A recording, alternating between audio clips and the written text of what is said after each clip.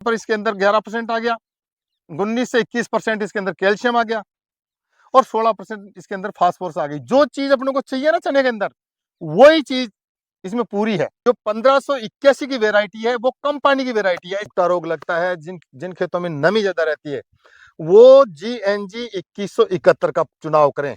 किसान साथियों, आज अपन बात करेंगे चने की खेती के बारे में। यानी कि किसान भाई इस समय चने की खेती करेंगे, लेकिन कुछ गलतियां किसान भाई चने की खेती में कर जाते हैं, जिसके कारण किसान भाइयों की पैदावार कम होती है। क्योंकि इसके अंदर सबसे प्रमुख अपन देखते हैं कि एक तो खाद उर्वरक प्रबंधन किसान भाई सही से नहीं कर पाते हैं, और सर किसान भाई सही वेरायटी का चयन भी नहीं कर पाते हैं, बिल्कुल। जिसके कारण किसान भाइयों की जो पैदावार होती है वास्तव में कम आती है। तो आज के वीडियो में हम सटीक जानकारी जो चने की खेती किसान भाई कर रहे हैं उनको मिलने वाली है, और हमारे बीच में मौजूद है एग्रीकल्चर एक्सपर्ट जो तमाम जानकारी चने की खेती के बारे में देंगे। जो किसान भाई चैनल पर नए, चैनल को सब्सक्राइब कर लें, और वीडियो अच्छा लगे तो लाइक करें और अन्य किसान भाइयों तक भी शेयर करें। नमस्कार सर जी। नमस्कार जी। राम राम किसान भाइयों। मैं बनवारी जी नाडला, मैं नाडला बाबा कृषि फार्म से बिलोंग करता हूँ। सर जी, जो किसान भाई इस समय चने की खेती करेंगे उसमें सबसे मेन इंपॉर्टेंट बात आती है खेत की तैयारी। बिल्कुल यानी बिल्कुल। कि अपने खेत की जो मिट्टी है उसको कैसे तैयार करके आराम से अच्छी बुआई कर सके और अच्छी पैदावार ले सके। बिल्कुल बिल्कुल। देखो किसान भाइयों, लगभग लगभग क्या है, किसान जो खेत की तैयारी करते हैं और वो करीब करीब क्या बाजरे पे इन पे जो कर लेते हैं ना, उस पे ज्यादातर चने की खेती लगाते हैं। इसमें ये नहीं कि शुरू से आप जुताई करके रखो सरसों की तरह, या ऐसी कोई बात नहीं है इसमें। तो इसमें क्या है कि आपको जस्ट ही बाजरे की फसल के बाद में, या आपने ऐसे बदवार छोड़ रखी है, जमीन को खाली छोड़ रखी है, तो ऐसी भुरभुरी मिट्टी बना के कि नीचे उसमें अमी रह पाए, ऐसे नहीं आप डेलों के अंदर ही छोड़ दो। तो किसानों अच्छी इसकी जुताई करके और मिट्टी को तैयार कर लो आप। आपने बताया कि किसान भाई खेत की जुताई करके हम्म, मिट्टी की तैयारी कर ले, यानी कि नीचे नमी बनी रहे और ऊपर की मिट्टी भुरभुरी हो जाए। हम्म, तो अपन जब भी बुआई करेंगे तो बीज का जर्मिनेशन अच्छा हो। हम्म, साथ ही किसान भाई इस समय क्या जो भी अपने खाद्य इसमें डालेंगे, हम्म, कौन कौन से फर्टिलाइजर डालें हम्म, जिससे कि पोषक तत्वों की पूर्ति हो जाए, हम्म, और साथ ही कौन सी विधि से अपन ये खाद डालें। हम्म। देखो किसान भाइयों, सर ने बहुत अच्छा प्रश्न किया है। ये अपने मतलब की बात है, जो किसान भाइयों की मतलब की बात है। ये इन्होंने बहुत अच्छा प्रश्न किया है कि हर फसल में अलग अलग उर्वरक लगते हैं, कौन सा उर्वरक किस फसल में देना है, ये चीज अपने को मोस्टली स्वयं को ज्ञान होना चाहिए। और ये चीज हम आपको बता रहे हैं कि भाई जैसे हम सरसों की उड़ाई कर रहे हैं तो उसमें कौन सा डालें, गेहूं की उड़ाई कर रहे हैं तो उसमें कौन सा डालें, बात आती है चने की, तो चने में कौन सा फर्टिलाइजर अपन प्रयोग करें। तो किसान भाइयों देखो, इसमें इतनी नाइट्रोजन की आवश्यकता नहीं होती, इसमें नाइट्रोजन की आवश्यकता नहीं होती, इतनी होती तो हर पौधे में है, क्योंकि उसको बढ़वार के लिए, गिरपन रखने के लिए उसमें नाइट्रोजन की आवश्यकता होती है। मगर क्या है कि चने के अंदर ऐसी मतलब गांठें होती है जो नाइट्रोजन को नाइट्रेट में बदल के ऊपर से लेके, और जो कीटाणु होते हैं बारीक, जिनको बोलते हैं सहजीवाणु, जब भी चने को उखाड़ोगे ना तो आपको गांठें नजर आएगी। उसमें क्या है, सहजीवाणु रहते हैं, नाइट्रोजन को नाइट्रेट में बदल के पौधे को प्रदान कर देते हैं। तो जो यूरिया होता है ना बड़ा, उसकी पूर्ति वहां हो जाती है। तो अपने को इसमें इतनी आवश्यकता नहीं होती है कि अपने इसमें यूरिया दें। अब लगे कौन सा पोषक तत्व, ये मैं आपको बता देना चाह रहा हूँ। सिंगल सुपर फॉस्फेट के 2 बैग लो, और इसमें यूरिया मिलाना ही नहीं है, इसमें पोटास मिलाओ आप 10 kg।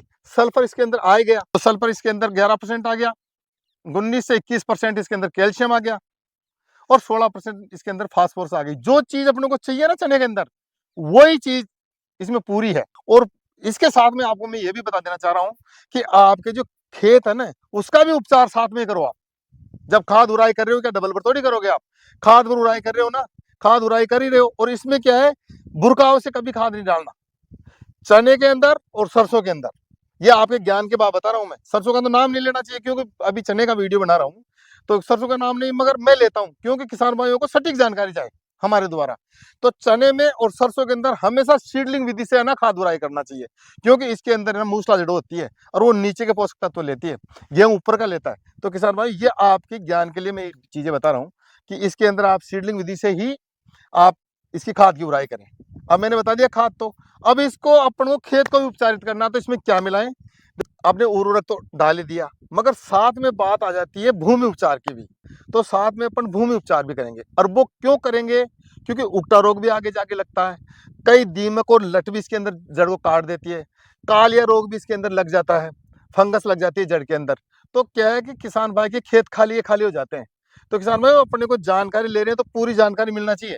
तो किसान भाई हम आपको बता रहे हैं कि आप जहां उर्वरक उड़ाई कर रहे हो, उसके साथ में ऐसी चीजें मिला दो जो आपका न तो उगटा रोग लगे, ना आपके पौधे को कीट खाए, है ना, आपका पौधा सुरक्षित रहे। तो किसान भाइयों, जहां आप सिंगल सुपर फॉस्फेट के 2 कट्टे ले रहे हो, 10 किलो पोटास, ले रहे हैं तो वहीं अपन भूमि उपचार का भी काम कर लेते हैं। तो अपने को लेना 10 किलो पाउडर। अब पाउडर में कौन कौन सा लेना है, क्यूनोल फोस लेना है, वो भी ले सकते हो, क्लोरोपाइरोपास भी ले सकते हो, मेलाथिन 5% भी ले सकते हो, और फेनावेल 4% भी ले सकते हो। ये 3-4 पाउडर हमने आपको बताए, उनमें से कोई भी जो भी आपको मिल जाए 10 किलो प्रति एकड़ के हिसाब से उसी खाद में मिला देना ओढ़ने से पहले ही। बात आती है फंगस की कि भाई हमारे फंगस भी नहीं लगना चाहिए, उगटा रोग भी नहीं लगना चाहिए। तो किसान भाई इसमें क्या है, कार्बोनोजेम और मैनकोजेब दो आधा आधा किलो के अलग अलग से पैकेट लाओ। कार्बोनोजेम होना चाहिए 50% WP, और मैनकोजेब, ये दोनों पैकेटों में अलग अलग देखना, आप इस चीज को जरूर देखना आप। और जब भी आप ये जब दवाएं खरीदो या कोई बीज खरीदो ना आप, तो हमेशा एक्सपायरी डेट जरूर देखा करो। जो भी आप बिल ले वो पक्का लिया करो, तो अपन कहीं भी शिकायत करें तो कर सकें। क्योंकि आप शिकायत करोगे वो मना कर देगा कि साहब हमारे से तो लिया ही नहीं। तो क्या किसान भाई, जीएसटी से आप मत डरा करो, जीएसटी देनी है अपने को, और अपने को पक्का बिल लेके आना। इससे क्या दुकानदार पाबंद रहता है। तो ये दोनों दवाई मिलाना आपको, ये भी नहीं मिलती है तो आप ट्राइकोडर्मा 3 किलो प्रति एकड़ के हिसाब से उस खाद में मिला दीजिए और फिर उसकी उड़ाई कर दीजिए। बिल्कुल आपके रोग रोधक रहेंगे सारे पौधे, रोग लगेगा ही नहीं, ना तो उगता रोग लगेगा और ना लगेगी दीमक, ना लट लगेगी। बिल्कुल आपके फ्रेश पौधे रहेंगे।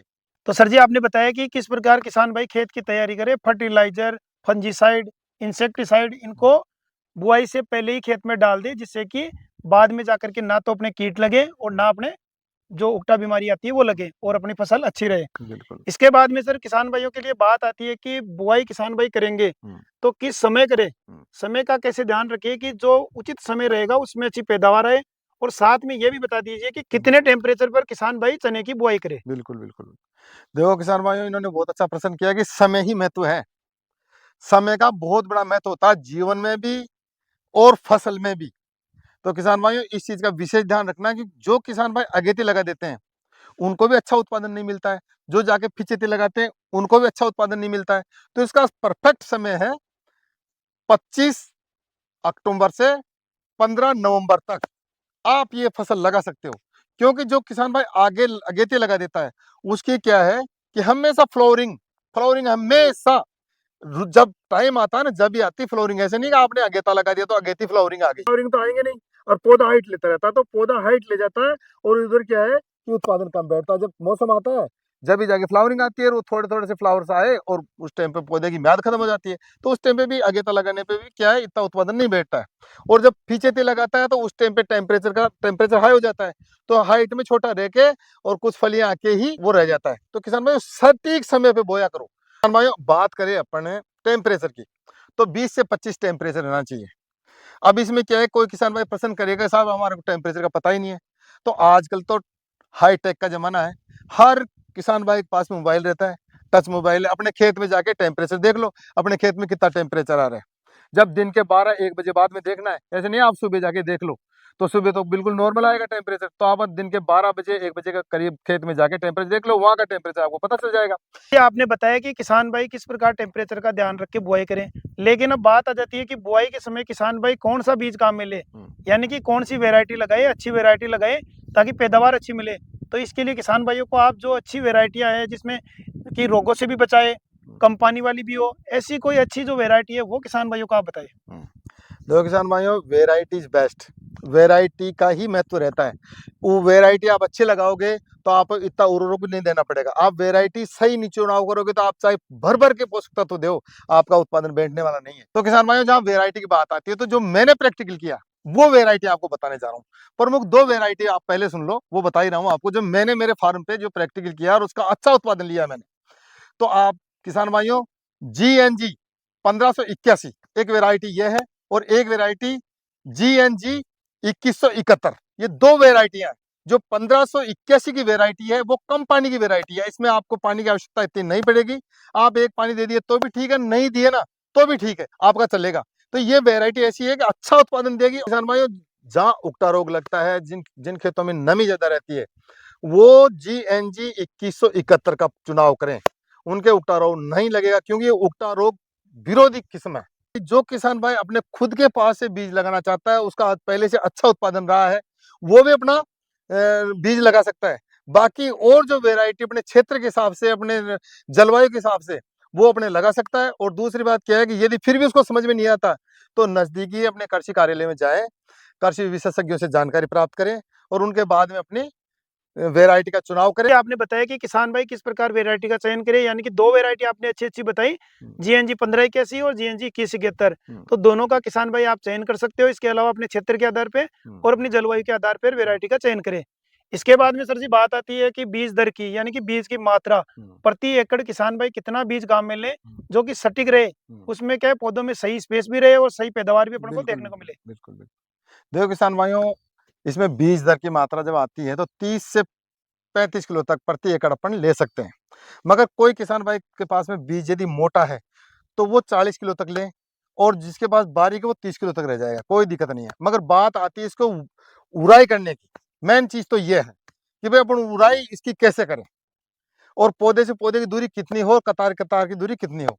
तो किसान भाइयों 30 से 10 यानी 30 सेंटीमीटर तो कतार से कतार की दूरी, पौधे से पौधे की दूरी रखनी है अपने को क्या 10 सेंटीमीटर। ऐसा आप करोगे तो फुटाव भी अच्छा आएगा और ग्रोथिंग भी अच्छा करेगा वो, क्योंकि पौधे को स्पेस चाहिए फैलने के लिए। फ्लावरिंग आएगी तो उसको स्पेस चाहिए। यदि आप ज्यादा घना कर दोगे तो उसमें स्पेस रहेगा नहीं और आपके फ्लावरिंग कम आएंगे और पैदावार भी कम बैठेगी। आपने किसान भाइयों को तमाम जानकारी दी, सभी चीज़ों के बारे में विस्तार से बताया। इसके अलावा भी अगर कोई चने की खेती के संबंध में कोई विशेष बात हो, तो वो भी आप किसान भाइयों तक शेयर करें।